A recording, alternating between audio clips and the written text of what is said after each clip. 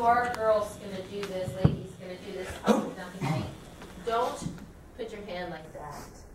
You always want to be precise. So I've got 2 fingers here and 2 fingers there. That's it. So it feels very surgical. It doesn't feel like I'm doing that. Yeah?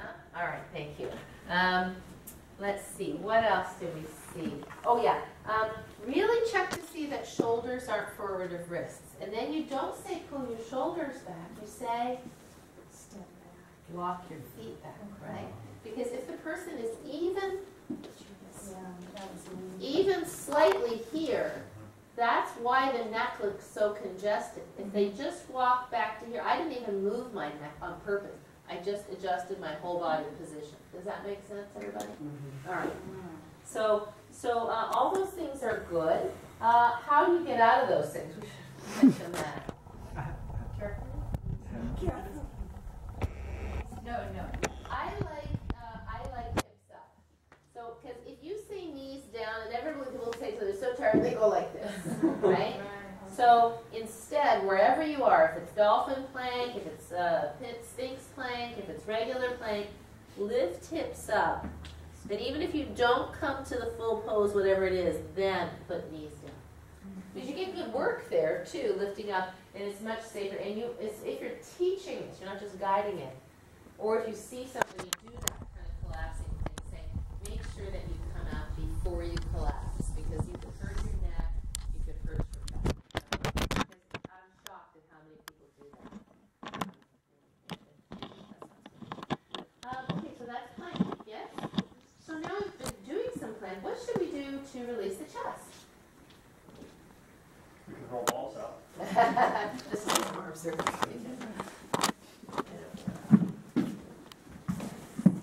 There you could do a whole thing. The thing though, if you're teaching a lesson and you want to explain about plank and all that stuff, you don't want to be doing too much in between because you lose the train of thought, right?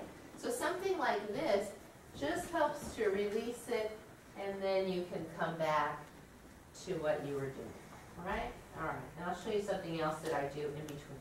Okay, so let's now, you can have a seat if you would. Let's progress to Chaturanga Dandasana. So what does Chaturanga Dandasana mean? What is a chat? What does chat mean in Sanskrit?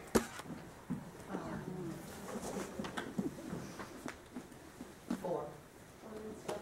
Oh, that's right, all 4 limbs. Right. Anga is a limb, right? 4-limb staff pose. You got your arms, your legs, and this is the staff. Hey, hello.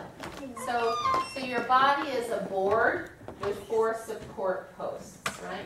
And when the body lowers, danda, which is so dandasana is the staff. So when your body lowers and comes up from the floor, it wants to stay a staff. It doesn't want to become a wet noodle. So if I have my hands in my, I'm just doing it the way I would explain it, as best I can remember. So if I'm going to be a staff here with 4 points of support, when I go to lower, that's a long distance between my feet and my hands. So it's very tempting, especially for women because we have breasts and we're a little nervous about coming down, is we tend to do this. Right? We tend to lower this first and then bring this down. And then we come up, we tend to peel this up and then lift that up. And you can see where the fulcrum of force is in that. It's right here. Right? Isn't it also due to not having as much strength in the tricep? Rarely. Okay. Really the inability to lower because it's an eccentric contraction of the tricep. So really the inability to lower in chaturanga is core strength. To come up, there's a little more effort required. Does that make sense? Totally. Yeah. So it's really the maintenance of the core coming down because you have gravity helping you. I mean, you don't have to do much effort to come down. You just have to maintain the midsection from falling. Does that make sense? Right. So that's why I usually say it's a lot of body. So, and I really want to say, so that means you have a weak core. Because everybody in this whole community of Camarillo seems to think they have a weak core. Oh, I have a weak core. And it's like now, So let's not give ourselves labels. And I'm personally not so big into this core strengthening business. We just breathe. So anyway, so let's make a shorter staff.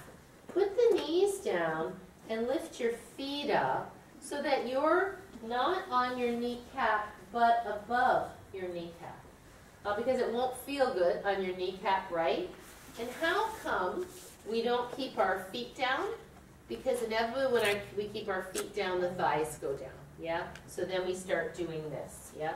So easier to make a nice clean stick. So the common errors here when your hands are underneath your hips are to lift your bum up and kind of pike down. Can you see this? Mm-hmm. So this is not so useful because where does that put your weight as you come down? In the base of your shoulder. In your shoulders, right? Watch. Okay. That's what was it? Knees, chest, chin they used to do? Mm-hmm. Right, they go, okay, so now we're going to come to the floor. Knees, chest, chin. Mm-hmm. And then they just kind of let that slide out, backside. I just never got that, ever. That was kind of an old C-series sun salutation 150 years ago when they couldn't figure out biomechanics how to teach it, I'm quite certain. But you still see people doing that. Yeah. You'll see people, Yeah. visitors Yeah. have that practice. So the main thing is, if I'm going to lower myself to the floor like this, I don't want my neck and shoulders to come up, right?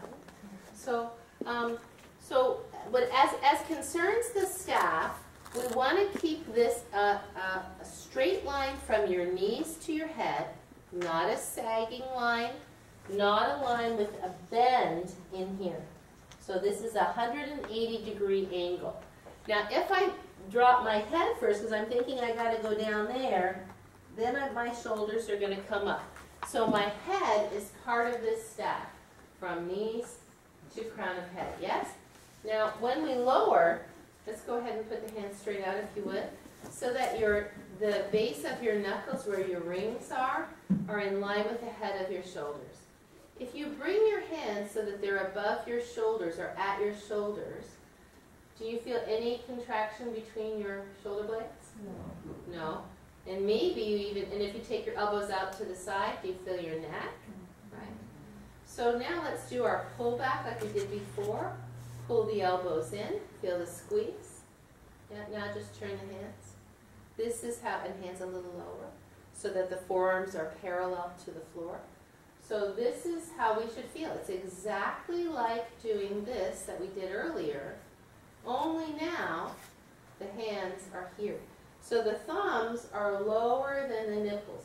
The forearms are parallel to the floor if you're here, and if you're coming down, the upper arm bone is parallel to the floor. So the shoulders shouldn't drive forward like this in front of the elbows, right? The shoulders should be maintained above the elbows and long in the body. Because if you stay there too long, you start to click on it. But when you land, you should land with your hands behind your nipples. Now the only way to do that is to pull the chest through the arms. So it's easy when you're here because your spine is already an extension, right? Gravity isn't pulling on you. But as soon as you get here and gravity starts to pull on you, it's easy to do that, right? To sort of lift the hips up and dive the head, and then you end up here. And look at my neck muscles when I'm here. Now look at my neck muscles, right? Now I'm doing what I'm meant to do. I'm engaging between the shoulder blades. I have the serratus completely engaged. My neck has space. It's not crowded by my neck muscles. Does that make sense? Yeah? So what I'll often do is I have a whole, I'll show you where they are. I have a whole collection of pictures, as you know, that I show. So I'll show you the picture. Always coming over and looking, yeah?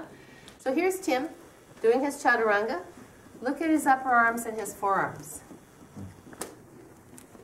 I mean, he kind of looks like he's arching his back, but it's because he has a really round derriere. Now, if you turn him this way, look what he's doing. He's standing in chaturanga with his arms like this. And doesn't that have a peace about it, as sort of a symmetry? It's calm. It looks like he could stay there all day, right? Now look at Tiffany. She's really muscular. Does she look like she could stay there all day? No. She probably could, goddammit. She's gonna stay there till kingdom come, no matter Yeah, what. but you can see she's totally crunched in there. She's butt's out. arching way too much there. Hiking up. I think you can see why it's just so unfunctional, right? It just doesn't have the calm symmetry. It has stress written all over it, right? So I love to use these two pictures side by side. And I think it's having a visual like that is always a great thing. Yeah. So I'll show you where the pictures are, and please feel free to pull them out if you're teaching this. Yeah. So and when you do this, thank you so much. When you do this, you will find that students don't do what you ask them to do. Because they hear you, they're not listening, they're listening, but they will not, especially they will pike the hips, right? So one thing to do is to put make sure they have a blanket under the knees, because if they have a blanket under the knees when they do their chaturanga, it helps them to feel, like they can stay there while they're preparing. Didn't you do something where you put a bolster under the chest? Do you want to show that? Okay. So, and this was blanket underneath the knees bent. So this is about as easy as it gets. You can use one bolster or even two, but I'll do one. So here, then, wrists under shoulders, then bend the elbows back towards the hips and come down. Now, your elbow isn't completely 10 degrees. Now it's more like 30. So if you do want to come up now, it's less effort. So it is, yeah. And I remember Alan, he's the physicist. And just from anecdotal experience, I thought, wow, it's this 10% to 30 is really hard. Right. And he says, yeah, no, that's where most of the force is. Right. So, right. So that's I like that a lot. I think we'll try both. And I haven't tried that yet because I don't think since you told me that I haven't done it often. And it's interesting too. I'll get to you in 1 second, Karen. It's interesting too that there are some people who just biomechanically cannot do it. Like I'm thinking about Barbara Hoff, who has a lot of scapular elevation. She comes to Yoga 2 classes. She just cannot push off the floor like that. So, or if they have a wrist issue and there's no way they can push off the floor like that. So you're not going to have them do dolphin chaturanga, right? So then you say, in this moment, please do some chaturvakasana, or do downward facing dog if they can do that, or do dolphin if they can do that, or do dolphin plank, because that's not for everybody. And if you're doing something where you lower to the floor, unless anybody else can come up with anything better, say the person cannot lower to the floor but you want to get to the floor, turn to your side, put your forearms down, and then come to the floor. And you just say, and so that's kind of awkward, it's not as much fun, but it's a way to get to the floor. Because say you're doing a Yoga 2 practice and you want them to get to the floor, so you have a chaturanga to get to Ardha Shalabhasana, they have to get to the floor somehow, right? And there's really, I don't know, I can't think of any other way. And to me, saying, well, just get down any old way isn't very safe. So come to the side, put the forearm down, and then turn. And you can say, and try to, when you do it, alternate sides. And the fact of the matter is you're not going to do that many chaturangas in Yoga 2. So, and if in Yoga 3 somebody has an injury, then they're going to have to do the same thing. So, is that okay? Yeah? Okay. So the main points to remember for doing plank on your knees, and we missed one. There's one huge, we just did lower. But it's for pressing up, and we'll do that in a sec, a huge point. And then that's the breath, right? So that you exhale coming down, and you take a very powerful exhale coming up. Because lots and lots of people will come up on inhale. It's the strangest thing. And those are the peelers, right? Yeah? So we have to train it. And usually what I'm going to do, well, I'll do that when we go to coming up. So The main points for chaturanga on the knees, whether you're doing it on a bolster or you're doing it on the floor, are. Let's go over. Okay. Let's start at the base. Feet up your shoulders. Hands right underneath your shoulders. Now you're doing plank on your knees now. You're not on your kneecap, you're just Above the kneecap, yep. With Feet up, feet up, yep. and your head should be forward. looking Wait at the top till of we your get, back. we're doing plank on the knees, we're not going Oh. down, so we don't want to Oh. bring our elbows in Oh. plank. Yeah, we're just getting to the plank, Your gaze should be near the top of your mat, your head shouldn't be down, and it Right. shouldn't be arched. Slightly forward, head in line with spine is a good line to remember. What else? neutral spine, not hunched or arched. Right. No break at the hips is a good one. And shoulders down. In their Shoulders down. Shoulders in their pockets. Yes, very good. Okay. So how about each of you do the chaturanga from plank to your knees and down, and from plank to your knees and bolster. Yeah? Question, how fast or slow is the ideal pace for chaturanga? The ideal pace is one slow exhale, lowering as slow as you can. Okay, For beginners, and you say, don't go too slow, because if you go too slow, your hips drop. So better to go a little faster, and that's where maybe the bolster would feel good, or even a blanket. I put blankets under here if someone's particularly fearful. Because people get very fearful about lowering to the floor. So let's just do that, and each with a partner watch one another, and you're not teaching it to them, you're just making sure you can do it, and then you can practice teaching it later, okay? As soon as, I would not, though, only do that in the lesson. Unless you have somebody that's injured or super fearful, because to me, you do this, they feel it, it feels great. Like Mike said, there's a beautiful rest at the bottom. Then you can practice your breath, but do it on the floor too.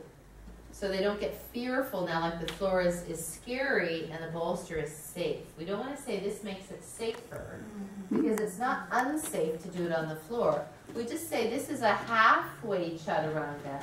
Now let's do the full chaturanga.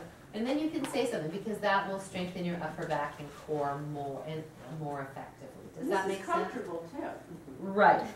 But if we're teaching people who are going to be doing plank and chaturanga, we want them to come to the floor, and I would do it in the same lesson. And so the trick is, you can't do too many. Right. Because the wrists can't take it, right? Our wrists are like no big deal. But for beginners, in between every one, figure eight the wrists, up into, we haven't gone over too many wrists. Have we done wrist exercises? Some of them, right? Figure eight, we've done quite a few, yeah. So put something in it, even if it's just a little wrist release in between, and then have them do the push-up. So let's go over the push-up now, yeah? So what we call a peeler is this. I where- can demonstrate if you like. I'm very good at feeling. And you see people, like, they go, their head is down, and they go, right? It's like this stays down until this comes up. So the first thing we have to remember is that the head is part of this staff. So, well, first of all, the first thing we have to remember is where the hands go. This is inefficient. If you think of a scissor lift, right? You know those machines, the scissor lift? That's how they work, but they have another one that goes like that all the way up, so the midline lifts up. So you don't want to be a scissor lift here, because you get a lot of force, and this is important. People who do their chaturangas like this and end up like this a lot often get chaturanga elbow, which is tennis elbow from chaturanga, right? So hands, if somebody would come to me and say, I have elbow pain, I've been doing a lot of chaturangas, look where their hands are, they're always here. So you want the hands as best they can be underneath the elbows. Like Don is a little bit scapular elevated, so his shoulder hands are here a little bit more, but as best they can be. Then, and here I'm relaxed, right? I lift my head up, so now it's part of the staff. If I don't lift my head up, as I start to push, I have to lift the head, so that's an extra action. So I take that out of the equation. And if my shoulders are like this, while I'm pushing up, I'm going to somehow have to take them back. So why not get that out of the way first and take the shoulders back? And you can do this on the bolster. So I for sure would teach this in 2 sections. How to come down, then roll off. Release your wrists. Because inevitably they're going to forget if you just have them come up and down. You know, they're just going to be hauling away. So from here, and I get all this set up, what's the main thing I have to do to get up as board now? Exhale. I have to suck my belly into my spine. So let's do this. Let's put our hands on our bellies, if you would, sitting up nice and tall. We'll do a little Kapalabhati, a little Chinese slow breath, not a whole lot. So watch what we'll do. We'll do this. We'll breathe in, and then through the nose, and again, breathe in. Pull the belly in. Breathe in. Good. Now notice if when you pulled your belly in, your shoulders did this, right? Shoulders stay back and down. It's only an action of the belly, right? So you want to feel that you give that kind of quick, powerful exhale. Because the best way to come up in Chaturanga is fast, right? If you try to go,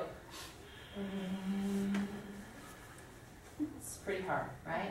Just like a tennis player hitting a tennis ball, they don't go, and hold the ball on their, right? They hit it hard and fast, okay? So when you're here, head up, shoulders back, not this. Do you see this problem? Now I'm back bending. So just even. So ribs are on the ground. I have my 13 inches maintained here. Exhale powerfully as you come up. And see, I was talking and I shouldn't have been. I should have just breathed out so you could hear the sound of the breath. Yeah? So let's do that first on the bolster. Your partner's going to watch. You're going to lower to the bolster. You're going to relax completely. Then reset, do the steps, and push up with a powerful exhale. And then we'll do it without the bolster, okay? Yeah. Because I kind of learned my shoulder forward thing, which is not good. Let's release the wrist, shall we? Yes. Nice, good. Did that help? Was that good? Okay. Anthony, you can show what you did. Because when Anthony did it, I was like, why are you doing that? Because I thought he was pushing down on her back, but he wasn't. So will you show Karen what you did? I liked it. That was good. Yeah. No. Yeah, we had a Christmas special. But they can do the $45 unlimited month. Exactly what I said. Yeah, yeah. Cool. Are you tired, Karen? Anybody ask you, do we have coupons? We don't have coupons. What we do is not a Groupon value. You know, we want people who want to pay for what we do. Because, you know, those people who go to Groupon, hang on one sec. Yeah, Those people who go to Groupon, they're doing it because they want a deal. We want people who want to be loved and who want to be healthy. And I don't want those people who come in here and just crowd the class and make the regular students feel crowded. And they're not going to come back no matter how good it is because they're in Groupon mentality. So if somebody says, do you do Groupon, do you have coupons? No. At Christmas we do a special, like we did this Christmas, you know, the $30 unlimited month. You can give it to your friends. But other than that, we already are the cheapest studio around. The $45 for the first month is a ridiculously good deal. It's a great deal. And we have a student rate that is a great deal. And if somebody is genuinely in financial need, you know they do not have a problem, tell them to talk to me. We have people on all kinds of plans. So, but I have a real hard time with people trying to get a deal at my expense because we work really hard to provide something that you can't get anywhere else. So that's, and then the seniors say, do you have a special unlimited senior month rate? And I say, actually, you should pay more. Because you require more skill to teach, you have more injuries, you take more time. I can't put as many of you in the class, you take more props.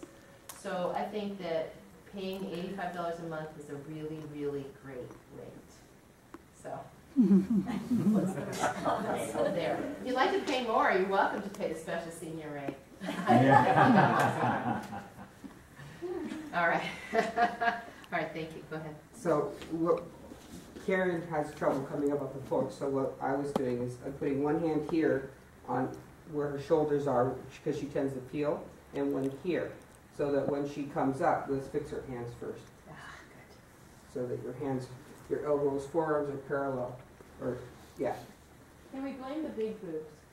Flip anyone. So I'm putting hands here lightly, so that she can feel which hand that she's giving a touch, and then I'm not holding her down. I'm giving her the touch, and then, you know, she can come up, but you're not resisting her. So go ahead and come up when you're ready.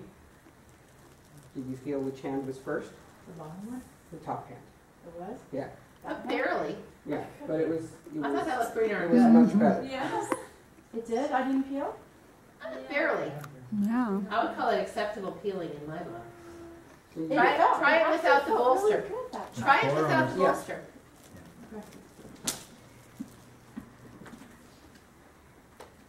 In the hands.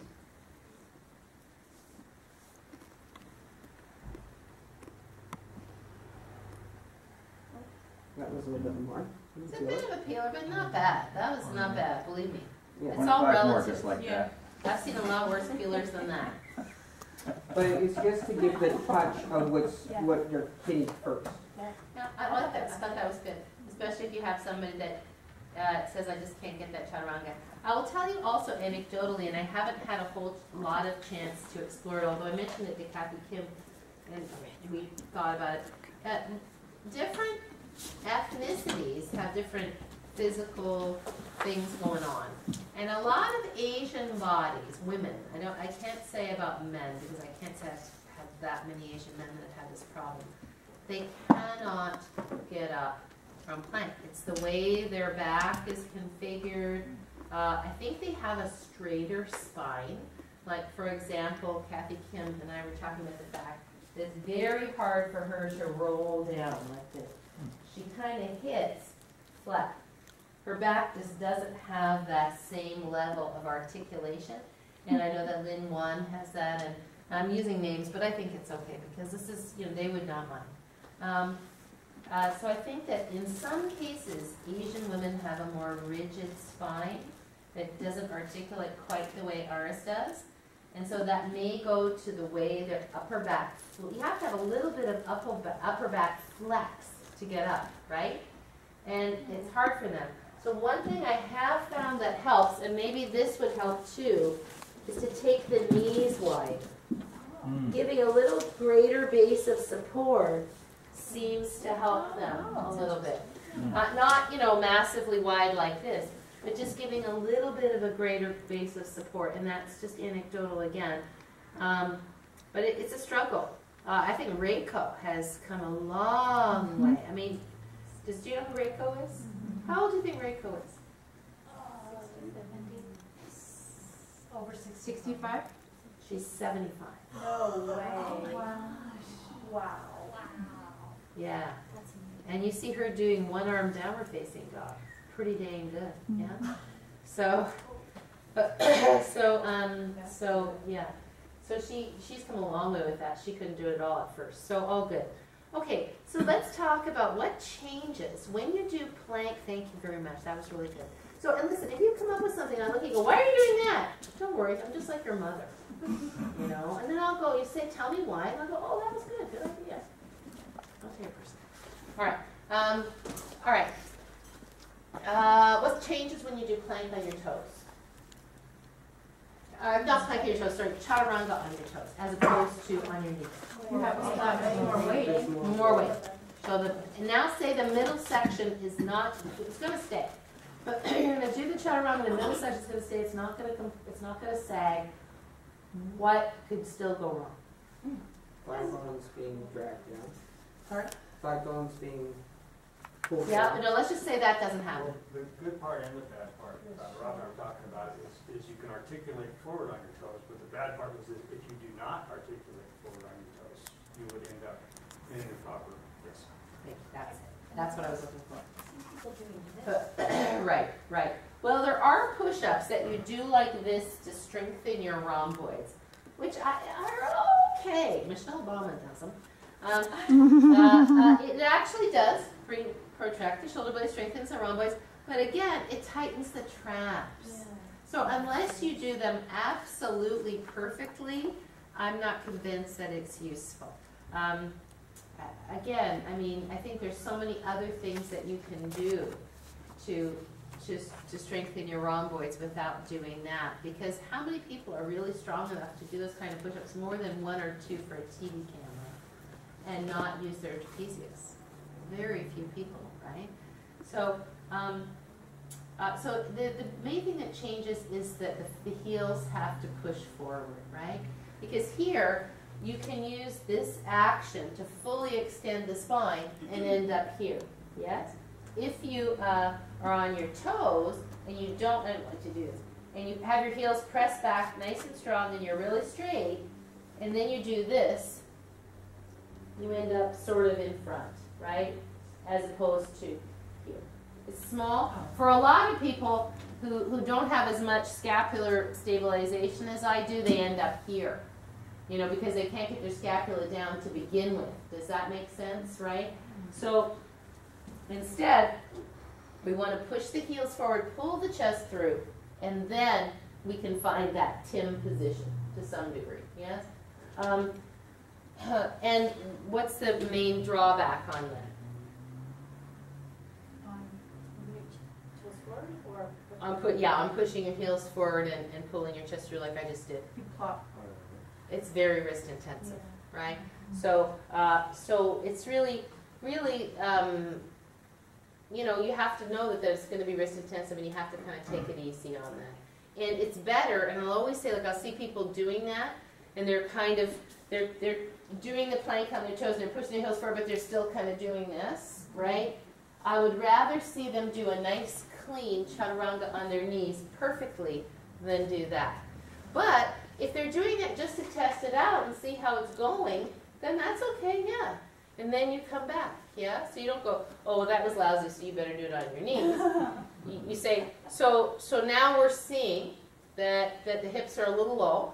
So do it on your knees, keep your hips really nice and strong, make it really, really clean, and you'll get better upper back action. That's done. I will say, I always chaturanga from my knees, and I always come up from my knees. And a couple weeks ago in class, you said, everybody come up from your toes. And I'm, you know, pretty conditioned to doing exactly what you tell me to do. And then I did it. And I would have never thought to try to do that. Darcy knows I never, I assume I'm pretty much where I'm going to be. And it was like, you know, the clouds parting and the sun shining, and I was like, oh my God, I did that. And I would have never thought to try it. Yeah, yeah. Well, and I think in that class, as I recall, and I don't really recall, we were probably relatively warm. Oh yeah. And we hadn't done a million of them, because if we'd done a million of them, that would have been wrist intensive. And maybe we'd been talking about pulling the chest through, I don't remember. But that would be optimal. Because it is good to give it a try, to put the hands here and then push up. And this is probably the hardest thing of all, right? Is this, pushing up from here. Why? Because you're working against gravity, because everything's already down. Pretty simple. Or, I mean, that's not a very great angle for your strength. I mean, like you're talking about scissor lift, that's an awkward angle. Right. A little bit. Right. It takes a lot of strength. Right, and like Mike said, the greatest force is just to get the first few inches off the floor. And then you have more biomechanical advantage, you know. So this is what I'd like you to do. I'd like you to do one chaturanga to the floor on the toes, have your partner watch. Release your wrists and switch. Your partner does chaturanga to the belly. Then switch and come to your belly and push up. Don't chaturanga down. Do you know what I'm saying? So one down each, switching. One push up each, switching, but you're not doing a full chaturanga. And do a little wrist release while you're in between. And look for hand placement. Look for scapular stabilization. Brian, Jeff, Rob, I'm not sure I have it in Anthony. Get on your belly. No, head that way. Okay, hands in chaturanga position. Now, remember that picture of Tim? Of our class. Right? Turn your toes under. Now, head off the floor. Now you're going to come up to Tim position and stay there. Shoulders higher, Brian. Good. Now push all the way up. What's that nice? Wow. And all the way back to down dog. Wow. Good. Nice. Good. Thank you. So, so like I would love to see down the road, a class taught by, you know, Brian or Barry or Jeff or Anthony, where you tend to attract guys, you know, and doing that with them would be fine because it teaches them that the push-ups they did in 7th grade are much easier than these.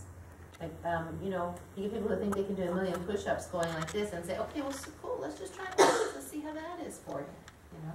And then they kind of get a new respect for yoga, right? Thank you, that was beautiful. Don't try this at home. Not for Yoga 1. Tell me 3 boys. Yeah. I have a class. Let's go. Yeah. I can go longer to make that. Yeah. I have done that too with high school boys. So, I mean, I wouldn't do it, you know, just to prove a point, but I like to give guys who come, you know, that's why if they're not injured and they're not overweight and they're not, you know, completely improprioceptive, we like to move guys out of Yoga 1 into Yoga 2 relatively quickly if they're not injured. Because they do better with the athleticism, they like it more. They get a little more heat because they move a little more. And I think the practice tends to open up, which is probably why we sent you relatively quickly, Brian, into Yoga 2. No, you told me to go in ultra gentle. No. Yeah. And the disadvantage of that is that they don't get all the nuances. But particularly when young people come, if they spend too much time in Yoga 1, they get a little bit like, this is too old fogey-ish for me, I just want to work out. And so while we don't want to encourage that attitude, we also don't want to lose them by keeping them in, you know, finger rolls. So, so there's some balance. Once you're in a Yoga 1 class, even as a guy though, after the first class, if you came into the class with any illusions that it was just flinging your arms around or something, you realize that there's a lot of parts to it, and you probably should do a Yoga 1 for a while. I don't think most guys would, well maybe, but well, we do it I for didn't a feel while. like I needed to get, I felt like there was a lot to know. I better figure it out. Well, my standard idea is, like when I have young people or I have guys that are relatively athletic, not people who are injured, I'm not talking about that crew, is that you should come to Yoga 1 long enough to learn Ujjayi breathing, to learn the foot position and the basic alignment of lateral and flexural extension poses. And that's really it. Because the rest of that you can pick up in Yoga 2. You know, obviously, if they're a person that is open to learning, then I'm not even going to say that. I'll just one day say, why don't you, and then I'll just say, why don't you mix in some Yoga 2 classes so that you start to develop those skills and you get the fundamental learning of path of breath. Oh, the path of the breath is the other thing, right? Pelvic floor, lower belly, transverse abdominals. Okay, so that's Chaturanga Dandasana. I'm not going to do Chaturanga Dandasana 2 upward facing dog and Cobra. We haven't really gone over upward facing dog and Cobra that much yet. So we're going to put those in next week because we'll do the full sun salutations, A series and B series next time, so that we know those and we know the modifications for those, and that'll be good.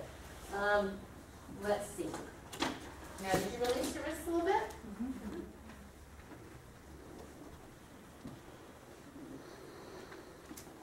Good dolphin plank, we did Sphinx plank, good. All right. Good. All right, let's do some of the scapular stabilizers that you would do if you weren't doing chaturanga. Because chaturanga, if done well, is a scapular stabilizer, right? And all these preparations, the pullbacks are great scapular stabilizers, but there are others, yeah? So let's stand up.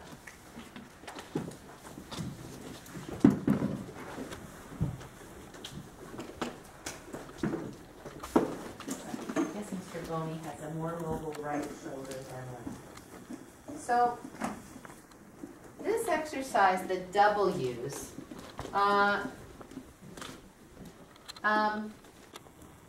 helps to strengthen the infraspinatus and the subscapularis in addition to the rhomboids. When you do this, those guys are kind of going along for the ride. They're active, but they're not as active as you are in the W's when you're doing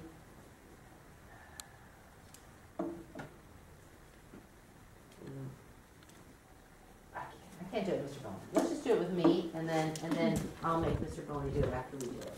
So this is very simple. Let's stand in Tadasana. Chris, you do this, don't you? Don't you W's with your people? Yeah. I like this one, Mike, a lot. So we bring the elbows to the side in that same side rods, like a steam engine position. And then we keep the elbows into the side during this. Bring your elbows out. Feel what happens to your neck and shoulders. They elevate, right? So elbows in. Exhale, touch your fingertips together in front of your belly button. Keeping the elbows in. Inhale and make a W. So fingers to elbows to shoulders, a W. And feel like you're pressing the elbow forward and pulling the shoulders back. Do you feel your shoulder blades flatten into your back? Come up a little bit, you've got kind of a T. Yeah? Now exhale, fingertips, touch. Breathe in, open. Can you feel your scapula flatten into your back? Exhale, fingertips, touch. Breathe in, open. Can bring your elbows in a bit more. That's it. So we're really trying, you can do this with a partner, to press this into my hands and pull your hands back. Okay, but just so you feel it, just do that with a partner. That's why I was looking around. Yeah, push your elbows forward and pull your hands back. Yeah. Feeling it really tight in the shoulders, is that normal? Well, yeah, you will feel it. You'll feel some work back there for sure. But you see, if you look at your body, you're slightly more round-shouldered than Anthony. See how he's broader through here? So his hands will go back more, Right. because this has more give. You have a little tighter chest, and you have a little tighter supraspinatus, so yours aren't going as hard, right? So everybody's going to go where they can go. But do it with a partner. Just have them put your fingers on there, push it my finger and pull your hands back. Yeah. And then you feel the scapula, right? Let's just try that. Now you feel the scapula. Yeah, it's big. I feel it.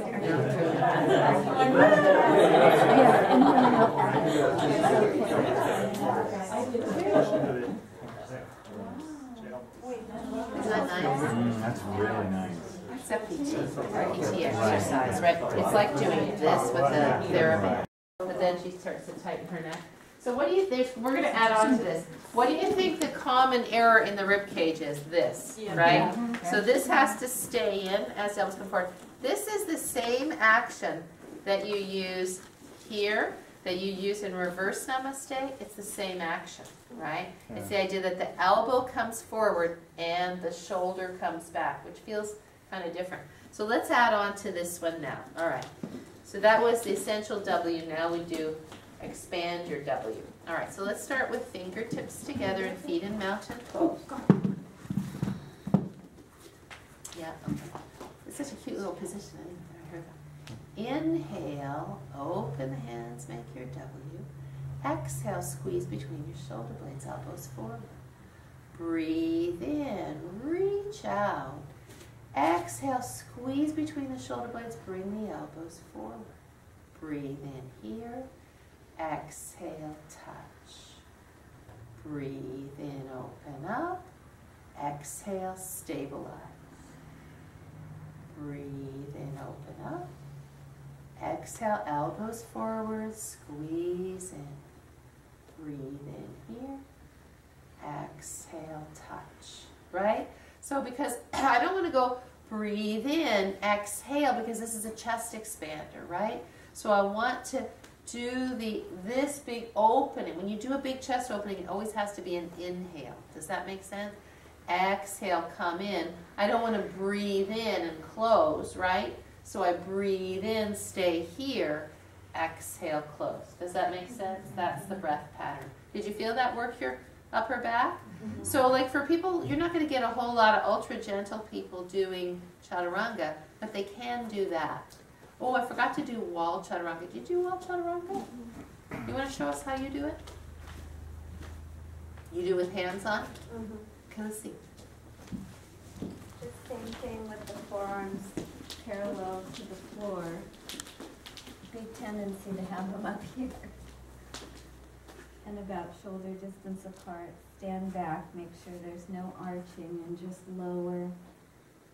I'll do a full breath, like exhale down, inhale there, exhale back. And do they complain about the wrists? There have been a couple people in there with wrist injuries, so they can do dolphin on the wall. Or see, I always do it. I do exactly the same thing. Hands out. But I do this. I have them turn their rings inside their fingers, and I have them do this. So this way, and I tell them you're gonna squeeze between your shoulder blades, and I just have them stay here and hold it like 3 breaths, and then push out. But I would call that yoga 1 to stay, right? Because what you don't want them to do is to do this, right? Then it's just momentum. And I'll just tell them you're going to feel a little pressure here. If it's excruciating, then you won't do it. But at least this way your wrists will be safe. So I don't know, that's how I always do it. You can try both, it just depends. But that is another way if you really emphasize the squeeze between the shoulder blades. But what's a common error in that, do you think, as I'm here? Right. So in a way, it's a good practice. So you could do the same thing. Do your pullback, stay in your mountain pose, and do it. And the other common error, I think you probably see this too, is that they do like this, scissor, right, as opposed to hands. So I'll usually say hands about waist height.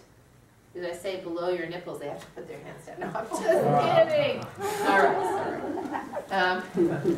All right. Okay, so that's the W's. Let me see. Can we try the wall chaturanga? Oh yeah, go ahead, please. Do it with a partner.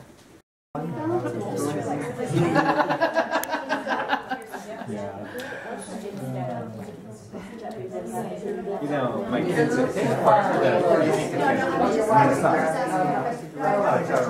you focus on muscular, put your mind here, because we don't have to worry about this. Right? You have to worry about this. Yeah, I would so I would be like, I wouldn't start here, I would start like this.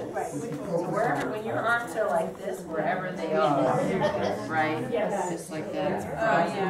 So you get that by yeah,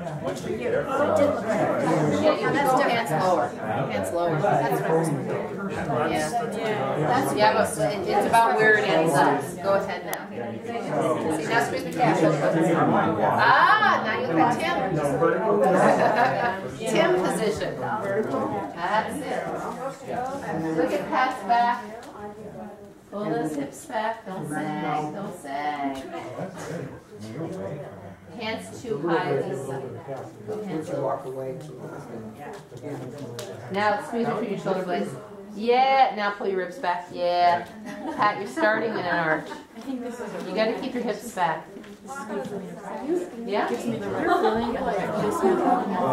Yeah, absolutely. All right, Gage. Let's move on. Like it. All right, let's do handcuff position. So, this is a good one. I like this one, right? This one? Where's this one? So, especially now after we've been doing this a lot, I like to go the other way and then do this. So this is one that I do with the Yoga One people a lot. And if you come to my class, I go this way, I go that way, I go this way, and then I switch, just do the neck and then I switch. This would be in combination with something else, probably. So let's take right arm to the side, comma. Yes. So here we're going to move from our shoulder, not just from our hand. Roll your right shoulder forward till your thumb comes down. Now take that hand behind your back and put it between your shoulder blades. If it can't get there, just put it wherever it can go. From here, push the tip of your elbow forward toward me and roll your shoulder back and down. So this is the same position as reverse namaste, right? Now sweep the arm out, take the palm up, breathe in all the way up. Exhale, cross the arm, come down, and feel the shoulder come down. Which muscle are we stretching right here as we do this? Supraspinatus and trapezius. Yes? Yeah, it's a great supraspinatus stretch. Good, let's repeat. Breathe in, palm up. Roll the shoulder to roll the thumb. Come into handcuff position. And can you get your hand, now can you bring your hand, your elbow, if your elbow's up here, try to slide your hand up your back wherever you can get it. Now pull the hips back. Thank you so much. Press your elbow forward. Roll your shoulder back, relax your jaw, and let's breathe here. So no force, you'll just feel sort of a little creative tension. Pectoralis line. Sweep. Take the arm up, inhale. Exhale, shoulder down, thumb down. Bring the arm all the way up tall. Fold it in. Now, ironing the arm all the way up, bicep into your head. Pull your hips back. Press your hips to the right. Lift your right elbow up into your left hand. Turn your head to look down at your left baby toe. And slow breath in. And long breath out. Inhale all the way up. Exhale, belly into spine. Inhale, lift up. Exhale, release. Shoulders up and back and down. Yeah? So it's kind of a nice, because if we're always doing this, that's okay. But we also want to move the shoulder in the other direction. That's why shoulders can do that. So if you have to reach behind you, you do get pulled over and you're going to get handcuffed. You want to say, excuse me? I'll do it myself. Go ahead. Can we do the other side? Yeah, just a moment. I have to press my elbow forward. Oh, that's better. Okay. Let's see. Okay, well, why don't you do that with a partner? One of you decide. Call it out, and just do the shoulder roll forward. And you just call it to one person. Go ahead. Just one person will do it.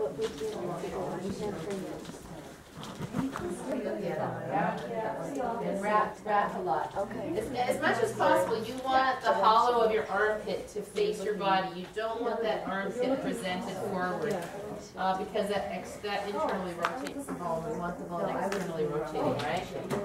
Okay, gang, let's move on. So your homework is to go through this sheet with your study buddy and practice these things, right? Because otherwise, how are we going to learn it? The next one, I'd like you to get a chair for, please. Okay. One chair, everybody. Everybody get here. It can be coming from supraspinatus. It could be coming from infraspinatus. It can be coming from a whole lot of other things. But it's referred pain if you feel here. Like technically, if you feel pain here, you say, oh, that's your deltoid, right? Sometimes it is. Sometimes it's tendonitis of the deltoid. Sometimes it's coming from tendonitis of the biceps or the triceps. So that's where we get out of the picture. And we say, it would be really good for you to go to a PT. Because a PT has all those specific diagnostics. Okay, if you move your arm like this, do you feel pain? Where do you feel it? No? Okay. Move your arm like this, move your arm like this. And they spend 20 minutes going over these various tests. And then they can diagnose exactly what the issue is. And I said to Christy, it's always on my list of things to do. You could learn that online, what those diagnostics are. But I haven't. And one of the reasons is because I don't want to be a diagnostician, nor should you be. And that's a private lesson right there. If I'm going to spend that much time with somebody, it's hard to spend 20 minutes working on somebody's shoulder like that. So, and because that's not my job. A PT sees people all day long, exactly those same symptoms. Just like I see people all day long dunking their ribs, and I know exactly what to do about it. So I would rather send that off to the PT and say, it sounds like something you should investigate with a physical therapist who can look at your body very specifically and put you through a range of tests. Does that make sense? Because there's always, I got to this, I got to that. And some things are easy, you know. I have pain sciatic pain that goes down my leg. You know, a nice thing, well, we'll talk about that when we get to injuries. That's a whole other thing. All right, so I like this one a lot, and it comes from when I actually strained my supraspinatus rock climbing. And I did this at a gym with a cable, and it healed my supraspinatus completely. So what I did was I held a very light, like 5-pound cable like that, and I pulled it across my body like this, and then slowly pulled it back. Because in this action, right, I'm stretching the supraspinatus, and in this action, I'm using all of the the retracting muscles to come back and stretching the chest. I'm not going back like this, and I'm not scooping. The common error here is to scoop. But I love this diagonal action. So sitting up very tall, if you would, with only your sit bones on the chair. So when we use a chair, we sit at the edge. We don't use the back. Let's take the right arm up to the side, if you would. And find your arm on a diagonal so that you can feel space here in your trapezius, yeah? So you're a little up high, Rob, with your shoulder. Depress your shoulder, right? Okay, so now it's like X's and O's. This is one side of a big X in front of your body, right? With an open hand, breathe in. Exhale, cross that hand in an X shape across the body, just where you can go. Did you feel the top of the shoulder stretch? Yes? Now, like you're pushing a weight back along that diagonal line, push the hand back and all the way up. And do you feel all your shoulder muscles work? And really straight arm Miranda. Breathe in. Exhale, push an imaginary weight down that line. Now the weight is on the back of your hand. Push an imaginary weight all the way back up. Do it again. Exhale, cross toward the other hip, arms straight. And then breathe in, shoulder down, Rob, and up. Can you bring your hand more in a diagonal? There you go, nice. Exhale, cross. Sit up tall. Breathe in, arms straight, arms straight, arms straight. And see how easy it is to scoop? Yeah? So what I want you to do is this. You do it on the other arm this time. I want you to come behind your partner. Go ahead, put your arm up. And as she crosses, I just want you to put your hand on her supraspinatus. Go ahead, cross. Oops, see, she's not crossing. She's going straight like this. Cross. Nice. Good. Now pull that up. See how she scooped? Yeah. Go ahead. Go down there. Now then, on this part, you put your hand on the bottom of her shoulder blade. Go ahead. And as she pulls the arm, you pin the tip of South America down. A lot of people will scoop. It's hard for them to get that motion. Now go again. Cross. And I have people do this in partners. Pin the tip of the shoulder blade down. It's harder than it looks. Yeah? And it's really good motion with this shoulder blade. Yeah? So why don't you do that? The first one, as the arm goes across, is on the supraspinatus, traveling toward the shoulder. The second one pins the tip of the shoulder blades down. I think. That arm one is that. It's a possible In the wrong order. So really straight. See how this track wanted to take it instead Okay, of on this one you should there you go. be under. It's right there.